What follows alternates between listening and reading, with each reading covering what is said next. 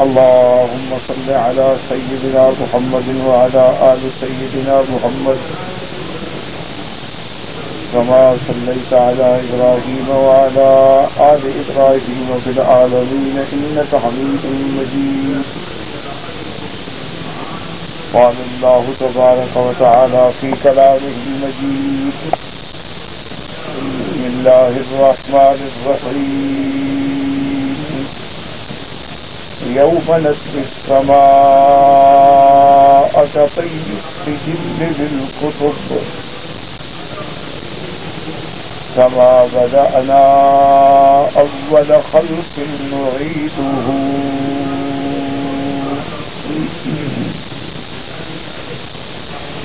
وعدا علينا إنا كنا فاعلين.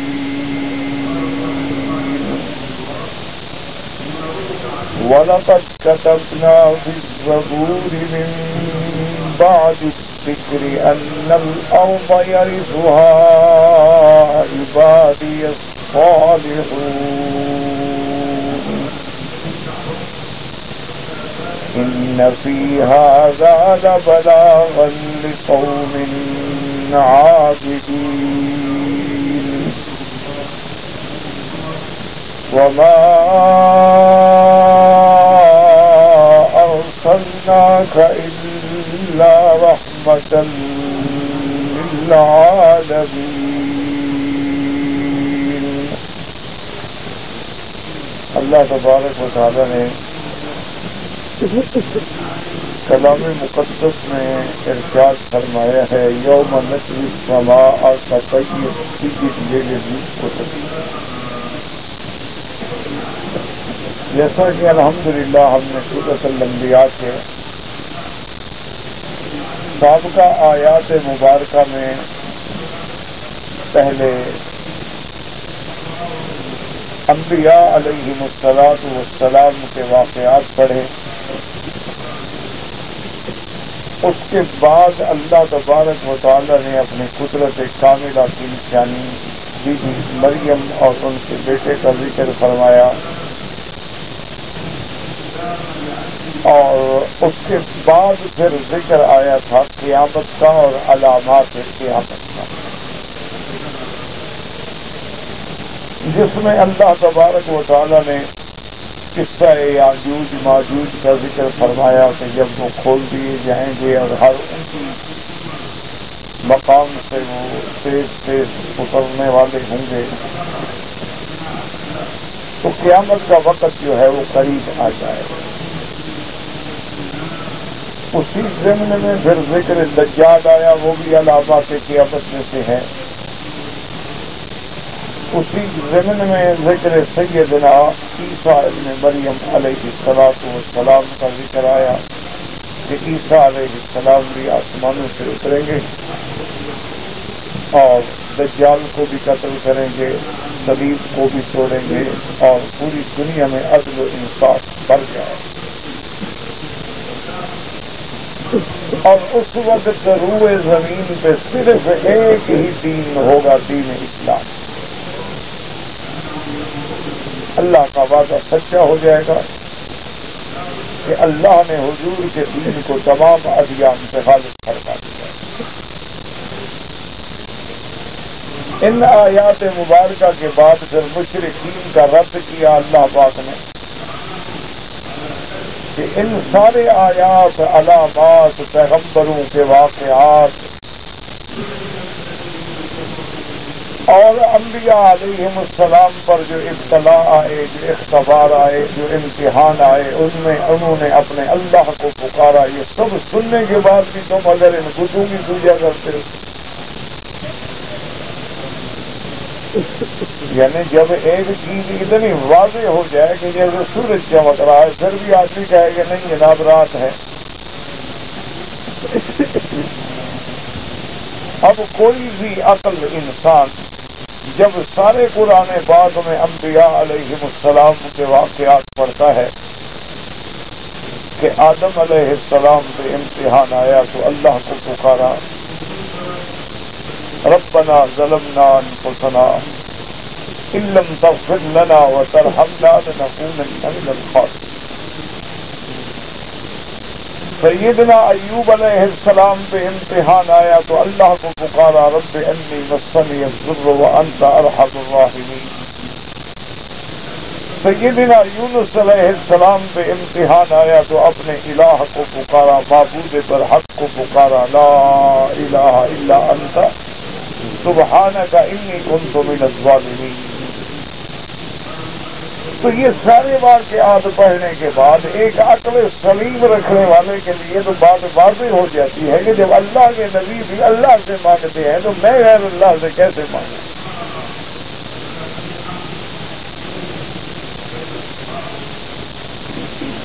اسی لیے اللہ تبارک و تعالیٰ نے پھر ارشاد فرمایا کہ میرے محبوب یہ اب اگر شرک سے باز نہیں آتے، یہ ابھی اگر وحدہ لا شریک لہ کو چھوڑ کے اور ان بتوں کی عبادات میں، اصنام میں، اوثان میں، تماثیل میں پڑے ہوئے ہیں تو ان کو بتا دیں کہ انکم وما تعبدون من دون اللہ، کہ تم بھی اور جن کی تم پوجا کر رہے ہو ان سب کو ہم جہنم میں ڈالیں۔ اور اسی سے اندازہ لگا لو کہ اگر یہ خدا ہوتے، یہ مشکل کشا ہوتے تو خود ان کو جہنم میں کیوں ڈالا جائے؟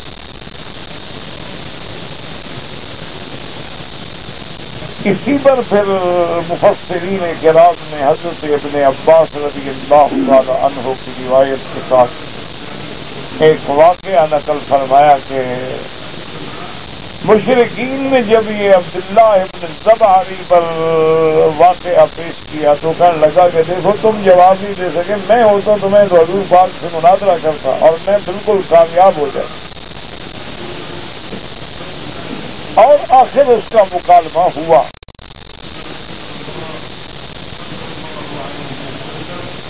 انہوں نے کہا کہ اگر جن کی ہم عبادت کرتے ہیں ان کو بھی جہنم میں ڈالا جائے گا تو یہود تو حضرت عزیر کی عبادت کرتے ہیں اور نصارہ جو ہیں وہ حضرت عیسیٰ ابن مریم کی عبادت کرتے ہیں۔ اسی طرح کچھ کفار قریش جو تھے وہ ملائکہ کی عبادت کرتے ہیں، ملائکہ کو اللہ کی بیٹیاں سمجھتے ہیں، متصرف الامور مانتے ہیں اور اپنے عقل سے ان کی شکل کے بت بھی بناتے ہیں۔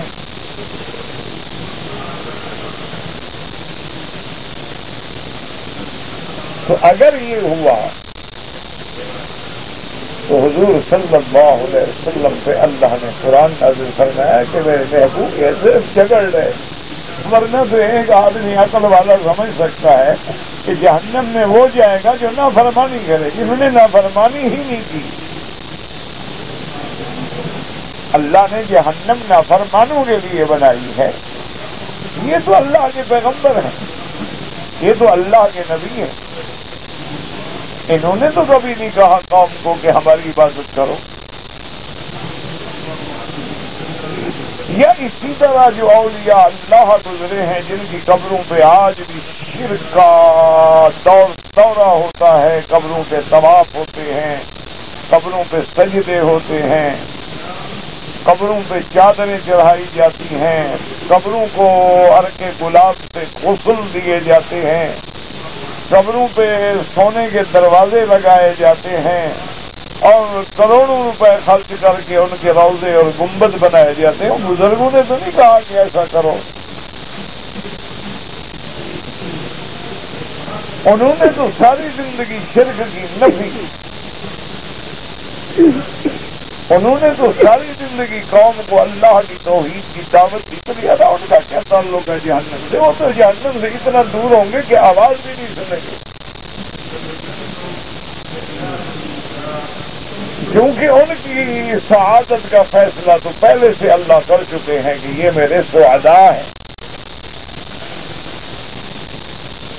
اور وہ تو جنت میں لطف اندوز ہوں گے اللہ کی دی ہوئی نعمتوں سے جن کا کوئی تصور بھی نہیں کر سکتا۔ اور ان کا تو مقام ایسا ہوگا کہ جب قبروں سے اٹھیں گے تب بھی ملائکہ استقبال کریں گے، جنت میں جائیں گے تب بھی ملائکہ استقبال کریں گے۔ ان پر جب موت کی گھڑی آئے گی تب بھی ملائکہ استقبال کریں گے. تتنزل علیہم الملائکۃ الا تخافوا ولا تحزنوا، جیسے اس میں فرمایا وَتَتَلَقَّاهُمُ الْمَلَائِكَةُ هَذَا يَوْمُكُمُ الَّذِي كُنتُمْ تُوعَدُونَ. اور جب وہ جنت میں جائیں گے تو وَالْمَلَائِكَةُ يَدْخُلُونَ عَلَيْهِمْ مِنْ كُلِّ بَابٍ سَلَامٌ عَلَيْكُمْ. ان کا تو یہ شان،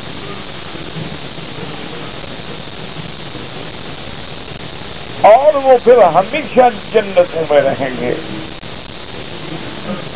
ان تمام آیات کے بعد اللہ تبارک و تعالی نے اس آیت مبارکہ میں جو آج کے درس میں ہم نے پڑھی ہے، یہ بھی گویا کہ ایک قیامت کا منظر ہے. فرمایا یوم نطوی السماء کطی السجل للکتب، جس دن اللہ آسمانوں کو، السماء سے مراد ہے جن سے سماوات یعنی سارے آسمان، جس آسمانوں کو لپیٹ دیں گے جیسے لکھی ہوئی کتاب لپیٹی جاتی ہے، یعنی جیسے آدمی کاغذ پہ لکھتا ہے اور پھر اس کو لپیٹ لیتا ہے، اسی طرح اللہ تبارک و تعالی ساتوں آسمانوں کو اور زمینوں کو لپیٹ لیں.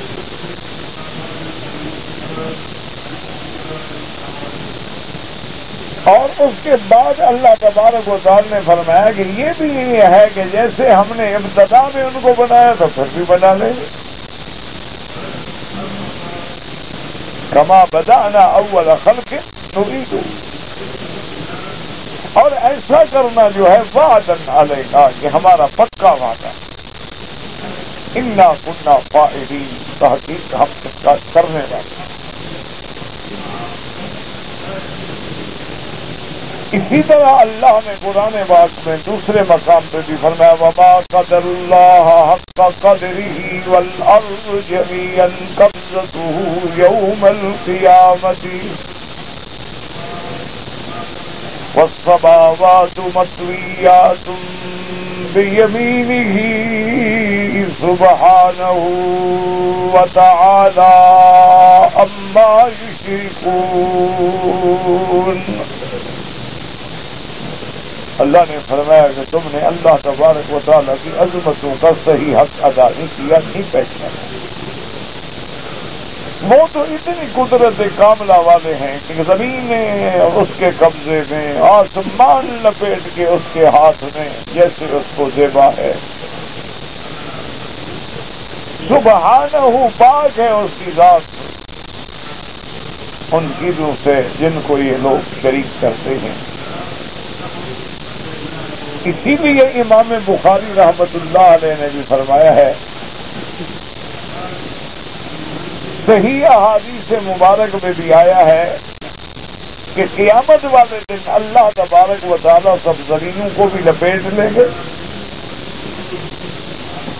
اور آسمانوں کو بھی لپیٹ لیں گے، اور یہ سب لپیٹ کے اللہ کے داہنے ہاتھ.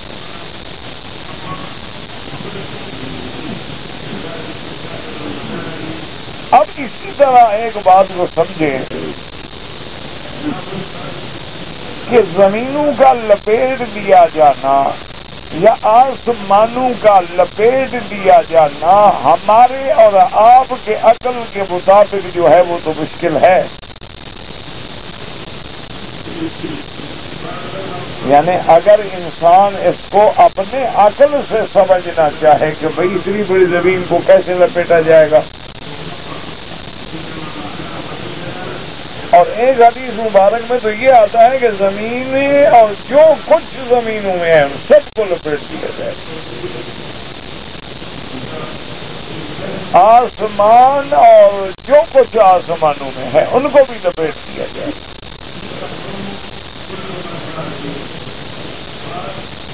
لیکن جب آپ قدرت خدا پر یقین رکھتے ہوں تو پھر بالکل مشکل بات نہیں ہے کہ جو خدا ان کو بنانے پہ قادر ہے وہ ان کو لپیٹنے پہ بھی قادر ہے. یہ زمینیں تم نے تو نہیں بنائی نا، تم نے بچھائی ہے نا، آسمان بنائے ہیں جس نے بنائے ہیں اگر وہ ان کو بنانے پہ قادر ہے کہ زمین بچھا دے، سمندر چلا دے، آسمانوں کو اونچا کر دے، اور اس کے لیے کسی کے اسباب کی بھی ضرورت نہ ہو، بس حکم دے اور ہو جائے،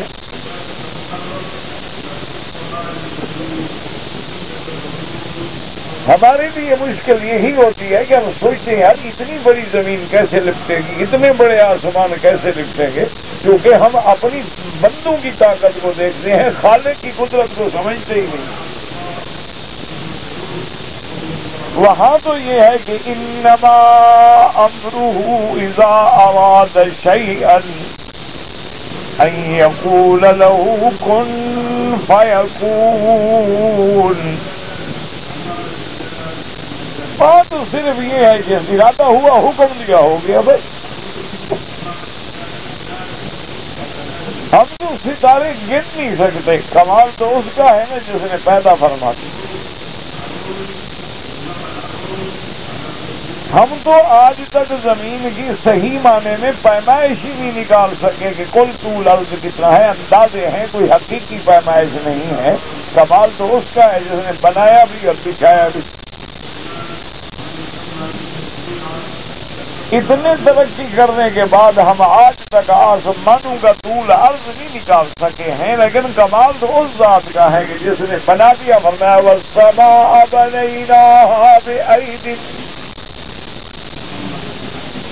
وإنا لموسعون والأرض فرشناها فنعم الماهدون، کہ ہم نے آسمانوں کو بنایا اپنے ہاتھوں سے، ہم نے زمین کو بچھایا، تو اس لیے اللہ تعالیٰ کی قدرت کے سامنے جو ہے یہ کچھ بھی نہیں۔ اسی لیے حضور صلی اللہ علیہ وسلم کی حدیث مبارک میں حضور کا ایک معجزہ بھی ہے۔ حضور پاک نے فرمایا کہ اللہ تبارک و تعالیٰ میرے لیے زمین کو لپیٹ دیتے ہیں، یعنی سفر آسان ہو جاتا ہے۔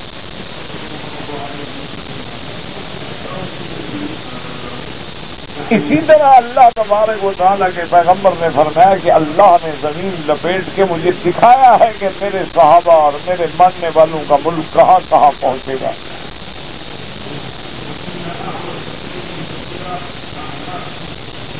اور اسی طرح اللہ تبارک و تعالیٰ اپنے بندوں کو بھی جن پہ راضی ہوں اگر چاہتے ہیں تو اپنے اولیاء اللہ کو بھی کرامات کے طور پہ ایسے اسباب پیدا کر دیتے ہیں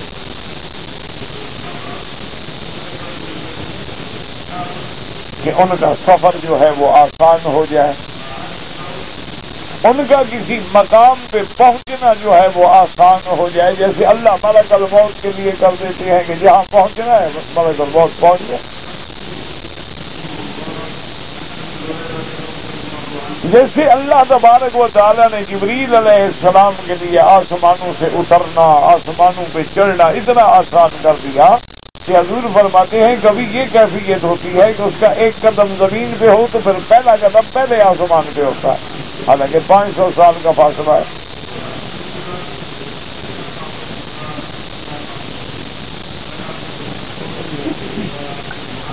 اسی طرح ملک الموت ہیں، وہ ایک دن میں خود اندازہ کریں کہ دنیا میں کتنے لوگ مرتے ہیں، اور آج کل تو ویسے بھی علامات قیامت ہے، اچانک موت، جلدی جلدی موت، عذاب، زلازل، فتن، یہ سب قیامت کی علامت ہے۔ لیکن سب کے روح قبض کرنے کے لیے یہ تو کبھی نہیں ہوا نا کہ ملک الموت کو دیر ہو گئی ہو، کہیں جی ٹھہرو ابھی وہ نہیں پہنچے ہیں، 1 گھنٹے کے بعد آئیں گے پھر روح نکالیں گے۔ سوال ہی کرتے ہیں، پلک جھپکنے سے بھی پہلے پہنچ جاتے۔ اللہ کے لیے یہ بات کوئی مشکل نہیں، اور اسی لیے ان باتوں کو بھی دماغ میں رکھا کریں کہ کبھی کبھی مستشرقین جو ہیں، خاص طور پہ یہودی، نصرانی، دہریہ، شیعویین، یہ لوگوں کے دماغوں میں اللہ کے قرآن کی متشابہات آیات پیش کر کے لوگوں کو متزلزل کرتے ہیں کہ ان کا ایمان کسی طرح ڈگمگا جائے.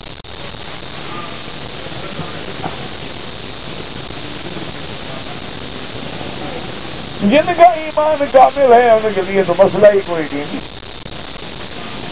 حضرت علی فرماتے تھے رضی اللہ عنہ کہ اللہ قادر ہے، اگر آج میرے سامنے کھول دے اور مجھے جنت اور جہنم اور قیامت اور میزان اور صراط اور حساب سارا منظر دکھا دے تو میرے کو میرا فرق نہیں پڑے گا ایمان میں، کیونکہ میرا پہلے ہی بات ہے.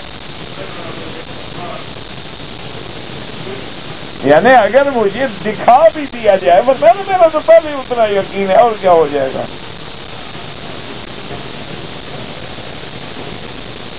اسی لیے بعض صحابہ تو فرماتے تھے کہ بھئی جب ہمیں حضور پاک کی زبان مقدس سے اعتماد ہے تو جب حضور نے فرما دیا ہے تو ہمارا دیکھنا کیا ہے.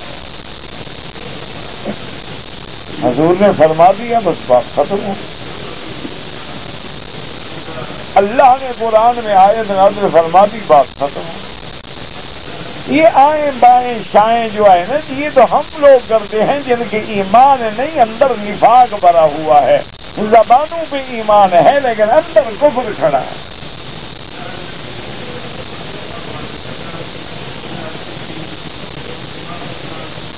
ان کو مشکلات پیش آتی ہیں تو ان کو پھر وہ دھوکہ دیتے ہیں، کہتے ہیں دیکھو جی قرآن کہتا ہے اذا السماء انشقت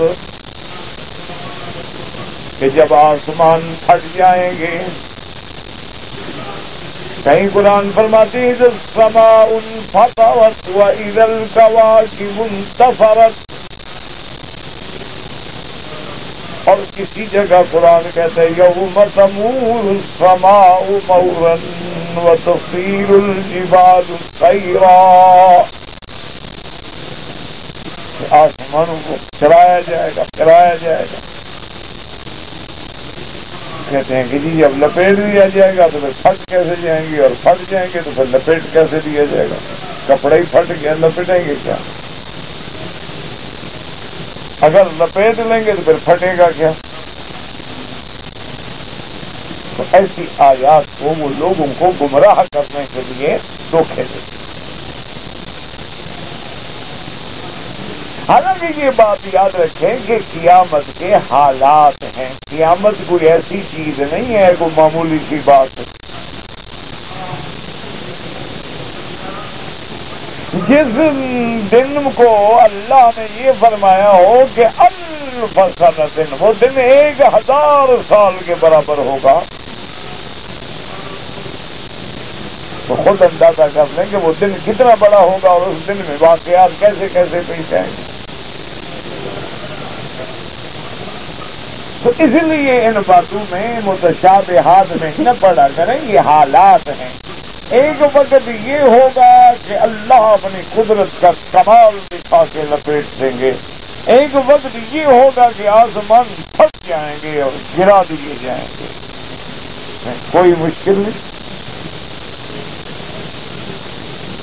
جیسے قیامت والے دن ایک وقت ہوگا جب ہم قبروں سے کھڑے ہوں گے، ایک وقت ہوگا جب ہم چل کے میدان محشر میں جائیں گے، ایک وقت ہوگا کہ سب اللہ کی پکار ہوگی، سورج قریب ہوگا اور آدمی پسینے میں ڈوبے ہوئے ہوں گے.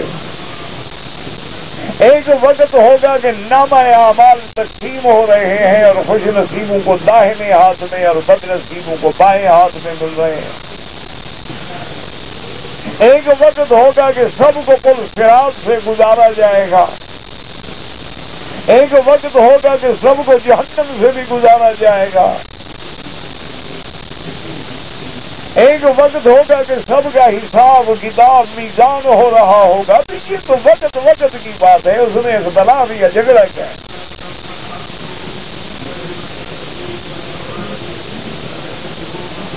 اس لیے اللہ تبارک و تعالی نے فرمایا کہ یہ قیامت کی بات صرف میرے مدنی پاک نے نہیں فرمائی، یہ تو تمام انبیاء کہتے آئے.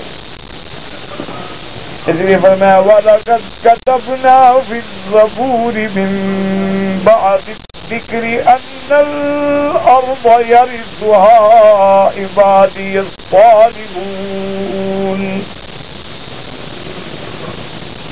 إن في هذا لبلاغا لقوم عابدين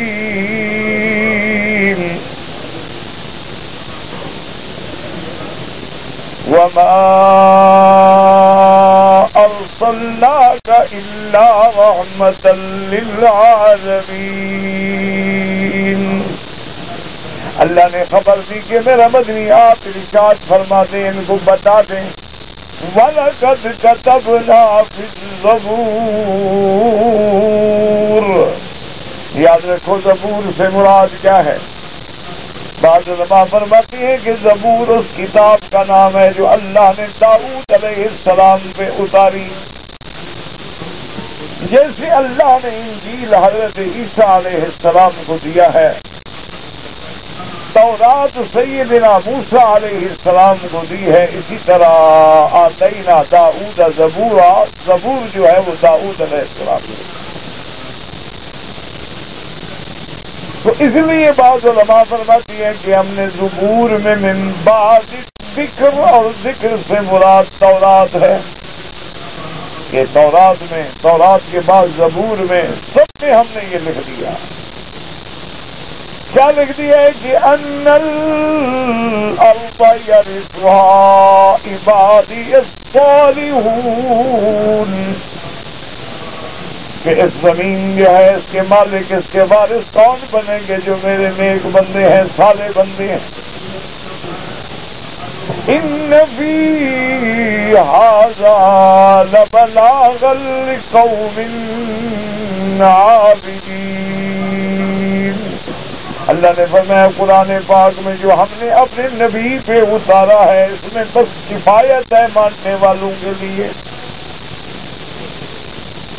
اور فرمایا میرا مدنی وما ارسلناک الا رحمتا للعالمین، اور نہیں بھیجا آپ کو مگر ہم نے رحمت بنا کر سب کے لیے. تو رحمت کا تقاضا تو یہ تھا کہ لوگ شکر کرتے، ایمان لے آتے، حضور کو مانتے، آپ کی اتباع کرتے، نہ کہ انکار کرتے. اور بعض علماء فرماتے ہیں وَلَقَدْ كَتَبْنَا فِي الزَّبُورِ، زبور کتاب، وہ کہتے ہیں اس سے صرف داؤد کی کتاب مراد نہیں، اس سے مراد یہ ہے کہ ہم نے سابقہ کتابوں میں یہ بات لکھ دی ہے، جتنی کتابیں بھی اللہ نے اتاری سب سے لکھی. لفی زبور الاولین، جیسے قرآن دوسری جگہ کہتا. تو انہوں نے فرمایا کہ زبور سے مراد صرف داؤد علیہ السلام کی کتاب نہیں، بلکہ ہم نے تمام کتب سماوی میں یہ بات لکھ دی ہے. اور انہوں نے کہا ذکر سے مراد یہ ہے کہ اللہ تبارک و تعالی نے لوح محفوظ میں جو لکھ دیا ہے، اِنَّا نَحْنُ نَزَّلْنَا الذِّكْرَ وَإِنَّا لَهُ لَحَافِظُونَ. اللہ نے پہلے لوح محفوظ میں رکھا، پھر وہاں سے اتارا، بیت العزت میں آیا آسمان دنیا میں، اور اس کے بعد اتارا گیا حضور محمد رسول اللہ صلی اللہ علیہ وسلم سے. تو بعض علماء فرماتے ہیں کہ اس سے مراد یہ ہے کہ اللہ نے لوح محفوظ میں بھی یہ لکھ دیا ہے اور سابقہ کتابوں میں بھی یہ لکھ دیا ہے، اور اللہ کا کہنا، لکھنا، فرمانا سب حق ہے. اب یہاں مسئلہ یہ ہے کہ ان الارض، کے زمین کے مالک جو ہیں نیک لوگ ہوں گے، اس زمین سے مراد کیا ہے؟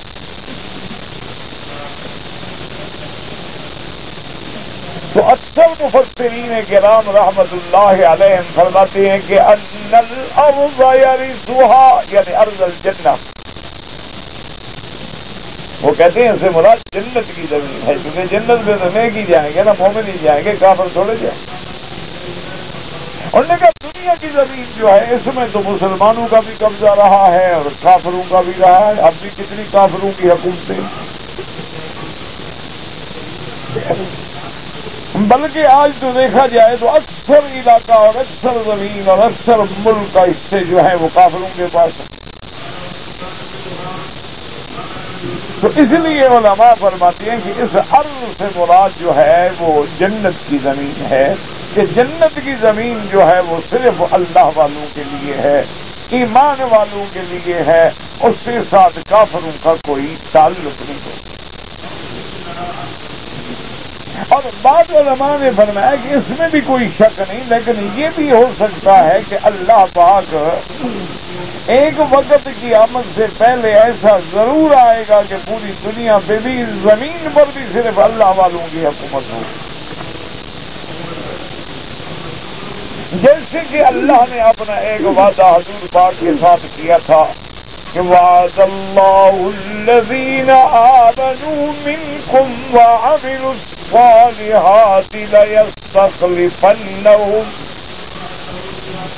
لَيَسْتَخْلِفَنَّهُمْ فِي الْأَرْضِ كَمَا اسْتَخْلَفَ الَّذِينَ مِنْ قَبْلِهِمْ وَلِيُمَكِّنَنَّ لَهُمْ دِينَهُمُ الَّذِي ارْتَضَىٰ لَهُمْ. اللہ نے فرمایا ہم نے وعدہ کیا کن لوگوں سے جو تم میں ایمان لانے والے ہیں، اعمال اچھے کرنے والے ہیں، ان کو زمین کا خلیفہ بنائیں.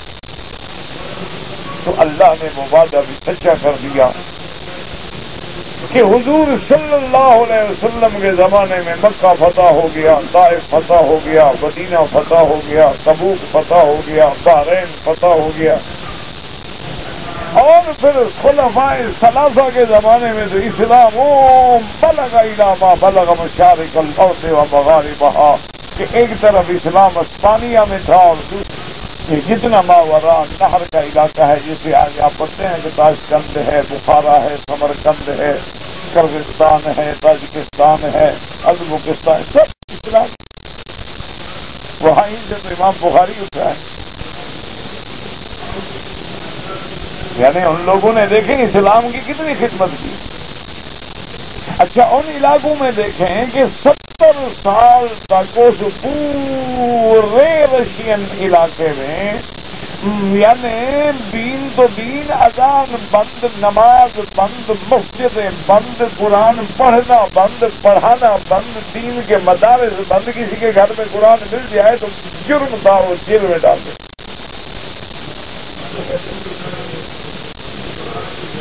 اندازہ فرمائے میں اس طرح اسلام کو دبایا گیا، اتنا ظلم و ستم ڈھایا گیا. وہ ایک دفعہ علماء کا وفد کیا تھا، پرانے دور کی بات ہے، رشیا میں.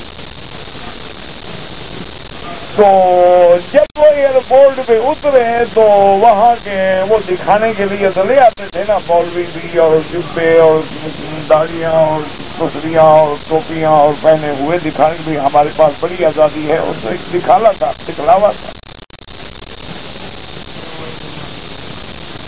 تو ہمارے علماء میں سے ایک نے وہاں کے ایک عالم دین سے کہا کہ بھائی نماز کا وقت ہو رہا ہے، اب نماز پڑھ لیں. اس نے کہا چپ کرو، تم تو سرکاری مہمانوں دورہ کر کے چلے جاؤ گے، ہماری تو چمڑے اتار رہی ہیں. چپ کرو بس، اب اللہ پر چھوڑ دو. جب اپنے ہوٹل میں جاؤ کمرے بند کر کے پڑھ لینا.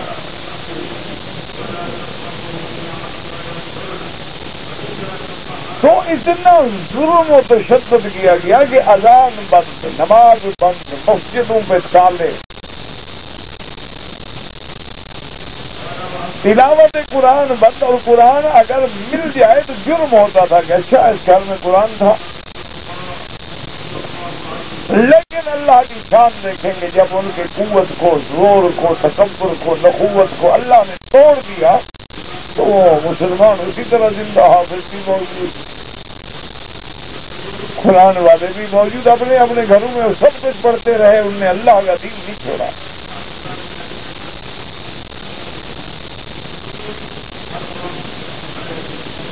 اللہ کے دین پہ قائم رہے.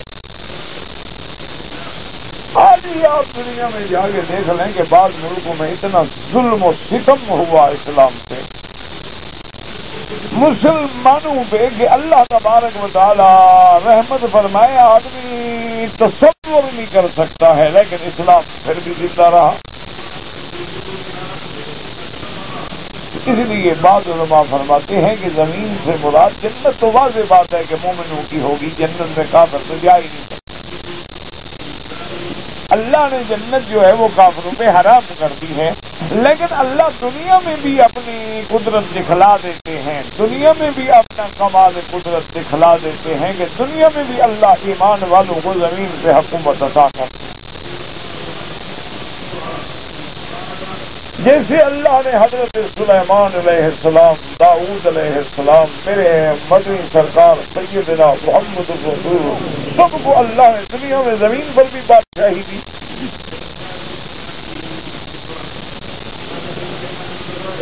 اللہ تبارک و تعالیٰ نے بیت المقدس میں دیکھیں کہ اللہ نے وہاں بھی مسلمانوں کو اللہ تبارک و تعالیٰ نے قوت دی اور شاہی دی۔ اس لیے بعض نے فرمایا کہ زمین سے مراد عام ہے، اور بعض فرماتے ہیں کہ زمین سے مراد جنت کی ہے۔ اور اس کے بعد اللہ نے فرما دیا کہ میرا مدنی جو ہم دلائل دے چکے ہیں نا، ماننے والوں کے لیے تو کافی، جس نے ماننا ہے اس کے لیے تو کافی، اور جس نے نہ ماننا ہو اس کو تو آپ جتنے مرضی آئے دلائل دیں، اس کو آپ جتنے مرضی آئے سمجھانے کی کوشش کریں، وہ نہیں سمجھے۔ اور حضور صلی اللہ علیہ وسلم جو ہیں ان کو جن کے لیے اور تمام عالم کے لیے اللہ نے رحمت بنا کے بھیجے ہیں۔ ایک بات یاد رکھیں کہ حضور کی رحمت جو ہے اللہ نے رحمت بنا کے بھیجا کہ وہ عذاب جو پہلی امتوں پہ آتے تھے وہ حضور کی امت پہ اس طرح نہیں آئیں گے کہ پوری امت ختم ہو جائے۔ دیکھو نا، قوم عاد پہ عذاب آیا تو عاد کی عاد ختم ہو گئے، قوم سمود پہ عذاب آیا پوری قوم ختم، قوم لوط پہ عذاب آیا آج ایک بھی ان کی قوم کا بندہ نہیں ہے، پوری قوم مٹ گئی۔ لیکن اس طرح نہیں ہوگا کہ حضور کی پوری امت مٹ جائے، یا حضور کی پوری امت جو ہے وہ زمین میں دھنس جائے، یا حضور کی پوری امت جو ہے ان میں مست ہو جائے کہ انسانوں سے بندر بن جائے، خنزیر بن جائے، جانور بن جائے، یہ نہیں ہوگا۔ کہیں کہیں واقعات ہو سکتے ہیں۔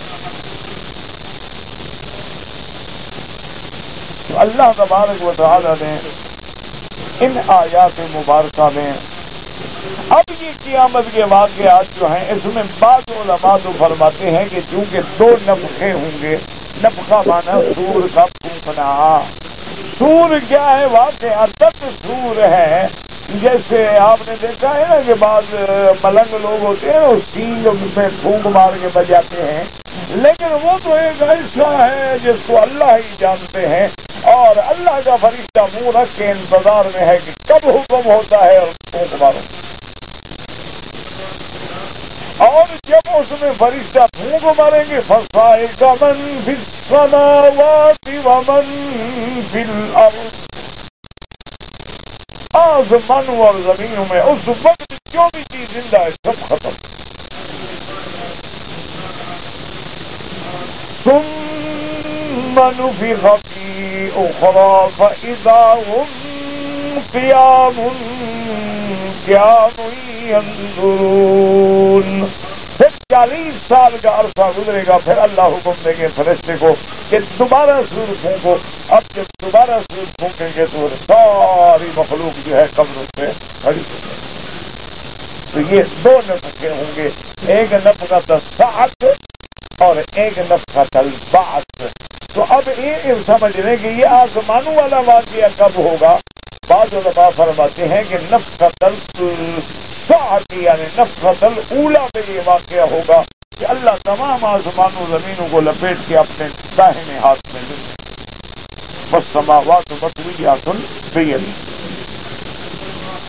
اور بعض علماء نے لکھا ہے کہ نہیں، پہلے والے واقعات تو سارے گزر جائیں گے، پھر جنت میں جب یعنی نفخہ ثانیہ ہوگا اور ساری دنیا کو اٹھا دیا جائے گا تو اس وقت پھر آسمان اور زمینیں جو ہیں وہ لپیٹ کے اللہ اپنے ہاتھ میں رکھیں گے، پھر چاہیں گے تو آسمان بنا دیں گے اور زمینیں بنا دیں گے۔ لیکن اس میں کوئی شک نہیں ہے کہ یہ دنیا کی زمین الگ ہوگی اور جنت والی زمین الگ ہوگی۔ حتیٰ کہ حضور صلی اللہ علیہ وسلم نے یہ بھی فرمایا ہے کہ جنت کی زمین جو ہے وہ ایسے ہوگی بیضاء، سفید چاندی کی طرح چمکتی، اور حضور نے فرمایا کہ وہ ایسی زمین ہوگی کہ جس میں کبھی گناہ ہوا ہی نہیں، وہ تو زمین نہیں پیدا ہوگی۔ اسی کو قرآن نے بھی ذکر فرمایا ہے، یوم تبدل الارض غیر الارض والسماوات وبرزوا للہ الواحد القہار، کہ اللہ تبارک و تعالیٰ اس دن زمین بدل ڈالیں گے، وہ زمین ہی الگ ہوگی اور اس کے حالات بھی الگ ہوں گے، اور وہ ایسی زمین ہوگی جس پہ اللہ اس کا عدل ہوگا، میزان ہوگا، انصاف ہوگا، نامہ عمل کی تقسیم ہوگی، کہ اس زمین پہ پہلے کسی نے نافرمانی اللہ کی ہی نہیں ہوگی، اللہ زمین ہی نہیں بنا دیں گے۔ اور اللہ نے بتایا جیسے ہم نے پہلے بنائی ہے اسی طرح دوبارہ بنانا بھی ہم نے کیا مشکل ہے۔ اسی کو اللہ نے سورۃ یاسین میں بھی ارشاد فرمایا ہے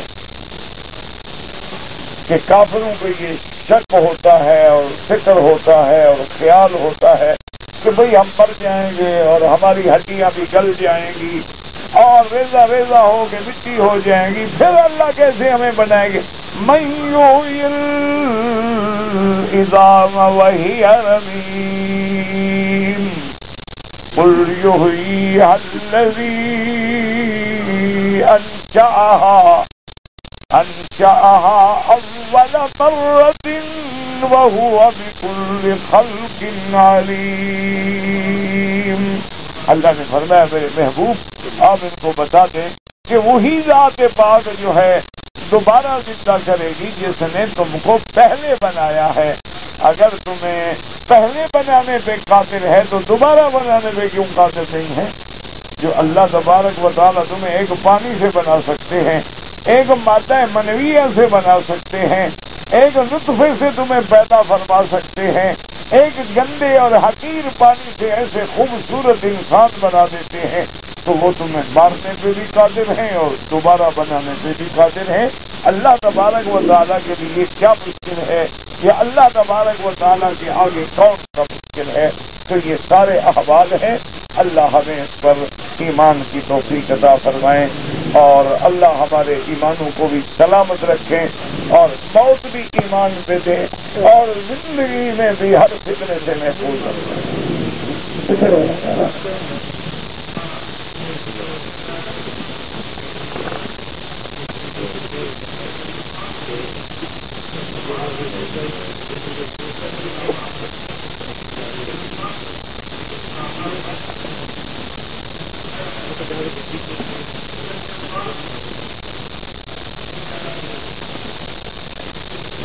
اذا انك غضبت وقلت لو ادخل بيت والد زوجي اكون كافرة فتبري الى الله تعالى ولا شيء، فهذه كلمة صدرت من الغضب لا بالرضا ولا بالنجاة وانت متحسرة ومتندمة على ذلك، فبذلك ان شاء الله لا شيء، تبري الى الله تبارك وتعالى فادخل بيت والد زوجي۔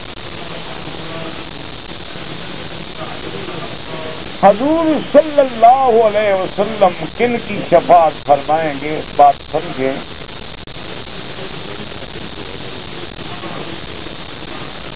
ایک تو حضور صلی اللہ علیہ وسلم کی شفاعت ہوگی جس کو کہتے ہیں شفاعت کبریٰ، یعنی بڑی شفاعت۔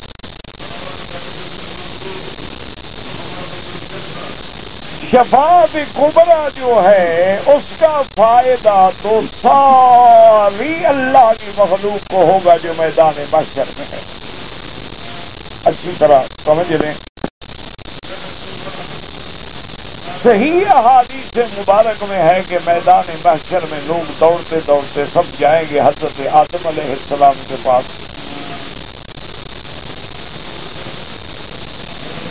کہیں گے کہ ابا جان فشفع لنا، مہربانی کرو شفاعت کرو، آپ سب کے ابا ہیں، ابو البشر ہیں، خلیفۃ اللہ فی الارض ہیں، اللہ نے آپ کو اپنے ہاتھوں سے بنایا، مسجود الملائکہ بنایا، لیکن حضرت آدم علیہ السلام فرمائیں گے کہ نفسی نفسی نفسی، میں تو بھائی خود آج اللہ کے جلال سے ڈر رہا ہوں کہ آج اللہ کے جلال کا دن ہے۔ اور ایک روایت میں یہ بھی لفظ آتی ہے کہ غضب ربی الیوم غضب، کہ آج میرے اللہ کا ایسا جلال ہے کہ اس سے پہلے نہیں تھا۔ فاتو نوحا، تم لوگ نوح علیہ السلام کے بعد جاؤ، میں نہیں سفارش۔ تو یاد رکھیں یہ سفارش کیا ہوگی، یہ نہیں ہوگی کہ جی جنت بھیج دو، یہ سفارش صرف یہ ہوگی کہ اللہ مہربانی فرما کے ہمارے مقدمات کی سماعت شروع فرما دے، جو فیصلہ ہے اللہ کا حق ہے۔ دیکھا ہے نا کہ جیسے ملزم بیچارے کچی میں پڑے رہتے ہیں 5-5 سال 8-8 سال، کوئی مقدمہ سنتا ہی نہیں، تو وہ تنگ آ کے کہتی ہیں کہ بابا اگر آپ نے ہمیں سزا بھی دینی ہے تو یار سزا تو جان چھوڑو۔ یہ دنیا کی مثال ہے، اور تو قیامت ہے۔ اچھا، بعض لوگ ایسے بھی ہیں، میرے دوست تھے بیچارے جسٹس منیر خان، اللہ ان کی قبر پہ کروڑ رحمتیں فرمائے، میرے بہت ہی دوست تھے، بھائی تھے، اور بڑا ہی لائق آدمی تھا، بہت قابل ہے۔ ان کو بھی شہید کیا گیا، گولی باری گئی۔ تو بہرحال وہ بڑے ہی ماشاءاللہ، ایک تو آدمی بڑا ہمت والا تھا، اور دوسرا اپنے علم قانون جو ہے اس کو سمجھنے والا۔ ان کے جو کولیگ تھے نا جج، وہ مزاج میں کہتے تھے کہ بھائی آج تو جمبو لگا ہوا ہے نا، چھوٹا جہاز ہو تو سیٹیں نہیں ملتی نا، جمبو لگ جائے تو سب کو سیٹ مل جاتے ہیں۔ وہ کہتے ہیں کہ منیر خان بیٹھ گیا تو آج مقدمے نکلیں گے۔ وہ 10 منٹ سے زیادہ نہیں لیتا تھا فیصلہ کرنے میں، 10 minute 5 minute 8 minute 2 minute 4 minute 7 minute پڑ جاتا تھا، پیار ہو جاتا تھا۔ وکیلوں کہتے تھا بس گڑبڑ نہیں کرنی، بس نہ کرو، قانون کی بات کرو، فلاں بات کی بات کرو، السلام علیکم، 2 لفظی بات ختم کرو۔ تو بہرحال اس نے مجھے کہا، اس نے کہا وکیل صاحب میں جب جج بنا تو میں نے جیلوں کا دورہ وورہ کیا، معلومات کیے، تو ایسے لوگ جن کی قانون میں سزا 6 مہینے ہے وہ 20-20 سال سے جیل میں پڑے ہیں، یعنی ان کی قانون میں سزا کل کتنا ہے 6 مہینے، لیکن 10 سال 8 سال 5 سال 15 سال بعد تو 20-20 سال گزر گئے جیل میں پڑے۔ ہمارے یہ کیا عذاب ہے بھائی؟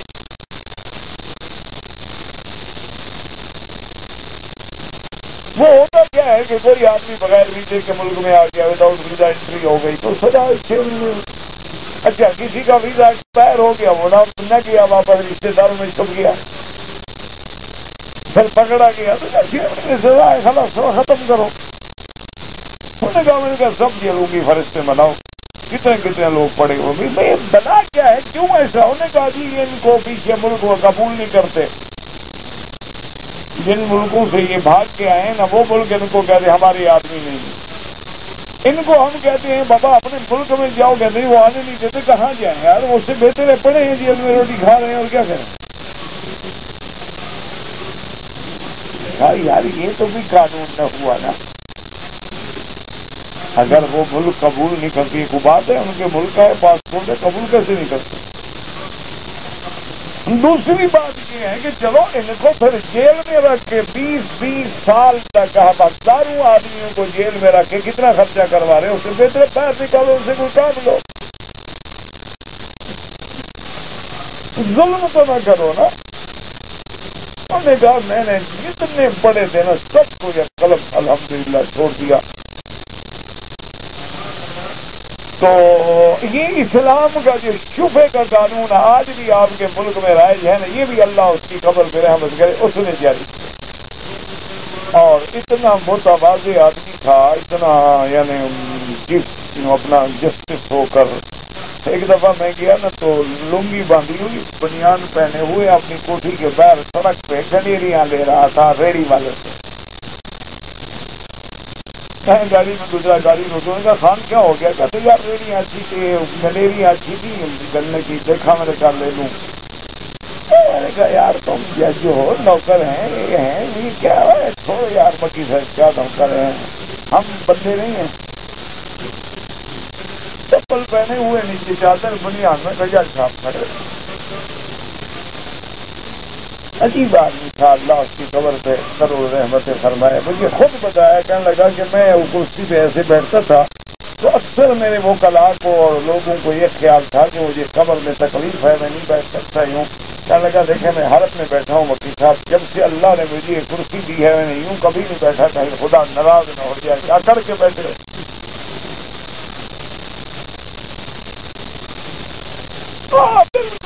سیدھا اللہ اس کی قبر پہ کروڑوں رحمتیں فرمائے۔ میرا اپنا اعتداد کا کیس تھا، والد صاحب رحمۃ اللہ علیہ نے زمین خریدی تھی 1944 میں، اور 44 سے چلا پتہ نہیں کہاں، 80 میں 81 میں 46 سال۔ تو میرے وکیل ہیں، وہ بھی اس کے بھائی تھے، دوست تھے، یعنی اس کو میں نے کہا خان کے پاس کیس ہے، اس کو بات تو کرو۔ میں تو نہیں کہتا، میرا تو اپنا مسئلہ ہے نا، میں کیوں کہوں؟ تمہارا دوست ہے، پھر تم میرے وکیل بھی ہو۔ تو اس نے کہا دیکھو بات یہ ہے کہ وہ فائل میں منگواؤں گا کل مقدمے کی، اگر تو مکی صاحب حق پہ ہیں تو پھر تو کوئی محنت کرنے کی ضرورت ہی نہیں ہے، انشاءاللہ ان کے حق میں فیصلہ ہوگا۔ اگر ان کا حق نہیں ہے تو پھر مجھ سے امید نہ کریں، میرے لیے محترم ہے، قابل ہے۔ ہاں اتنا میں ضرور کروں گا کہ ان کے خلاف فیصلہ نہیں لکھوں گا، میں صرف چھوڑ جاؤں گا۔ یہ لوگ یہ فائل پر ہی انہوں نے یار یہ تو ان کا حق ہے، کمال کی بات ہے، 40 سال گزر گئے، 2 منٹ میں فیصلہ کر دیا اللہ نے۔ تو بہرحال کہنے کا مقصد یہ تھا کہ ایک یہ شفاعت ہوگی کہ بھئی مقدمے کی سماعت شروع ہو جائے، فیصلہ جو اللہ کریں گے کریں۔ اس لیے حضور فرماتے ہیں کہ جب سب انبیاء جواب دے دیں گے تو سارے محشر والے میرے پاس آئیں گے، اور حضور فرمائیں گے کہ آنا لہا، اس شفاعت کے لیے تو اللہ نے مجھے چن لیا ہے اور کوئی نہیں کر سکتا۔ تو یہ تو ہوگی شفاعت کبریٰ۔ اس کے بعد شفاعت ہوگی جو اب ایمان والے ہیں امت محمد مصطفیٰ میں لیکن گناہ گار ہیں، اور انہوں نے بڑے بڑے کبائر گناہ کیے ہیں اور گناہوں میں ڈوبے ہوئے مر گئے، سچی توبہ بھی نہیں کر سکے، ورنہ گناہ گار ہے، توبہ دنیا میں سچے دل سے کر لے اللہ معاف کر دیتے ہیں، بات ختم ہو گئی۔ لیکن بعض ایسے گناہ گار ہوتے ہیں، اللہ معاف کرے، شراب پیا اسی نشے میں مر گیا، توبہ کب کرے۔ بعض آدمی چوری کر رہا ہے، جناب دیوار گری اسی چوری کی حالت میں مر گیا، ڈاکہ مارنے گیا گولی لگی مر گیا، توبہ کس وقت کرے گا؟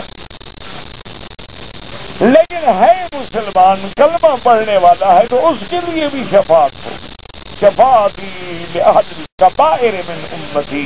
حضور نے فرمایا کہ میری شفاعت ہوگی، میری امت میں جو کبیرہ گناہوں والے ہیں میں ان کی بھی شفاعت کروں۔ اور حضور نے فرمایا کہ صرف میری ایک شفاعت نہیں ہوگی، اشفع و اشفع و اشفع، میں متعدد بار شفاعت کروں گا، حتیٰ کہ میرا رب فرمائے گا ہل رضیت یا محمد، اب تم راضی ہو گئے ہو کہ نہیں؟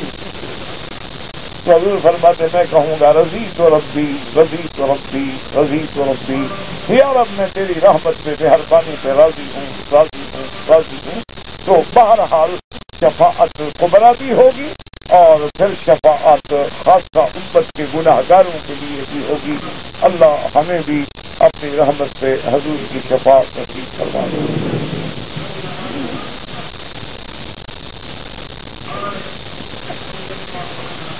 ایک آدمی ہے انتقال ہو گیا، غریب بچے ہیں، ان کے پاس ٹیلی ویژن ہے، بیچ دیں، ٹھیک ہے، اچھی بات تھوڑی ہے کہ کوئی اس طرح سے.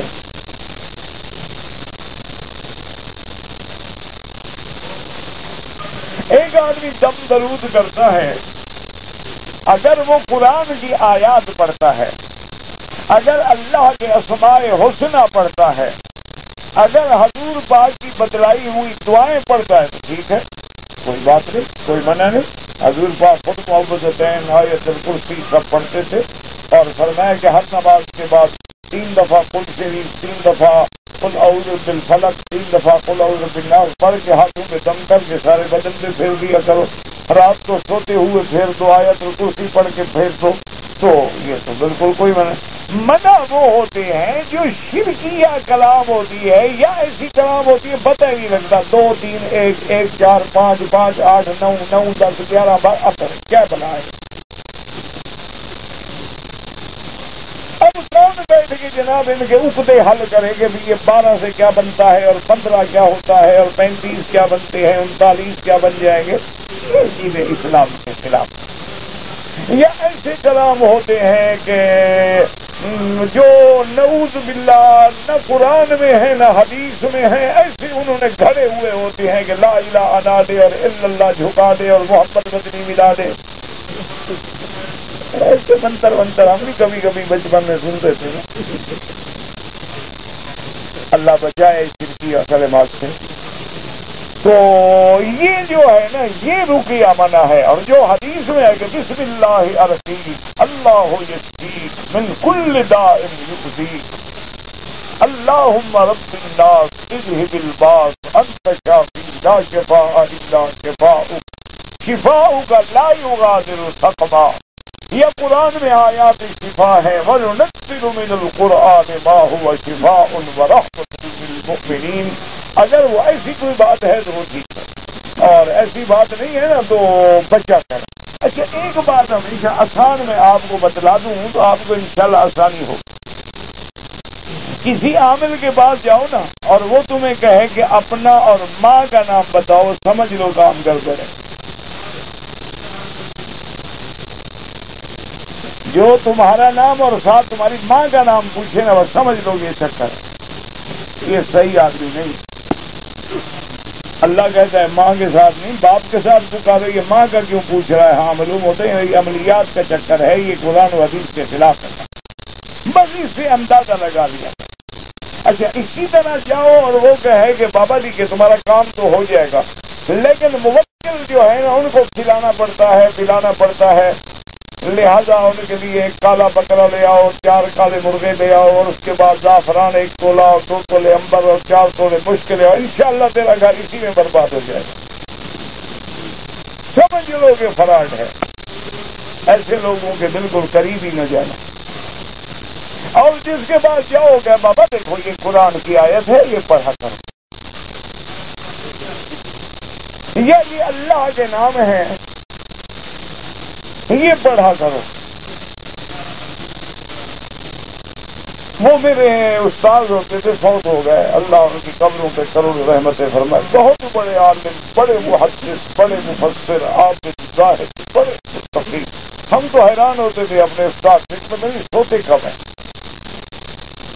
بس کھڑے ہیں نفل میں اور سجدے میں پڑے ہیں اور آدھا گھنٹے کا سجدہ ہوتا تھا ہمارے استاد کا، تو بس رو رہے ہیں، بس پتہ نہیں کیا کہیں.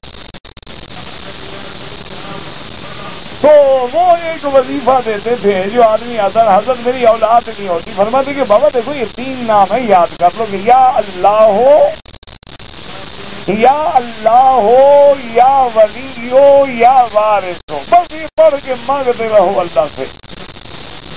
جس کو بھی بتلایا اللہ نے اولاد دی تو ٹھیک ہے، اللہ کے نام ہے للہ الاسماء الحسنی فادعوہ بہا. اللہ نے خود فرمایا کہ میرے ناموں کے ساتھ مجھے پکارو. کوئی کہتے تھے جب یا رحمان یا رحیم پڑھا کرو، کوئی کہتے تھے یا حی یا قیوم برحمتک استغیث پڑھا کرو. ٹھیک ہے، کوئی بات نہیں، کوئی جھگڑا نہیں. تو باقی یہ جو منتر ونتر ہیں نا، ان سے بچنا سب چکر ہوتا ہے. بیٹی کا نام فاطمہ کیوں رکھا گیا؟ قیامت میں حضور پاک سے پوچھنا. اب یہ مسئلہ ہے نہ، تم اپنی بیٹی کا نام رکھو زینب، میں کیوں پوچھوں بھی کیوں رکھا؟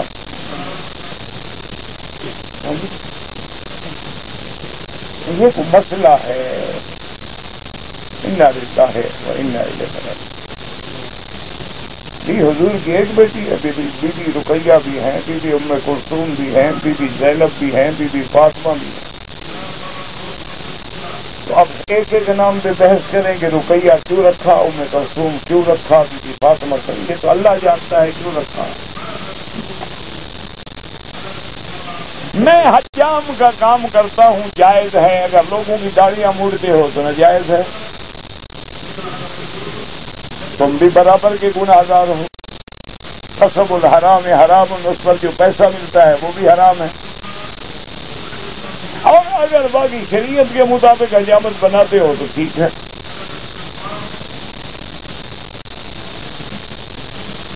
امام کے پیچھے مقتدی اللہ اکبر کہے، بالکل حضور کا حکم ہے نا، اذا کبر فکبروا اذا رکع فرکعوا. حضور نے جو فرمایا ہے وہ ہم کرتے ہیں نا. اذا قال سمع اللہ لمن حمدہ فقولوا ربنا لک الحمد.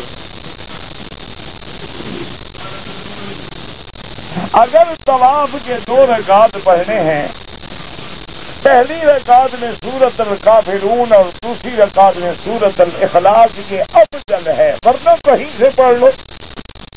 یہ ضروری نہیں ہے کہ ہر 2 رکعت میں یہی پڑھو.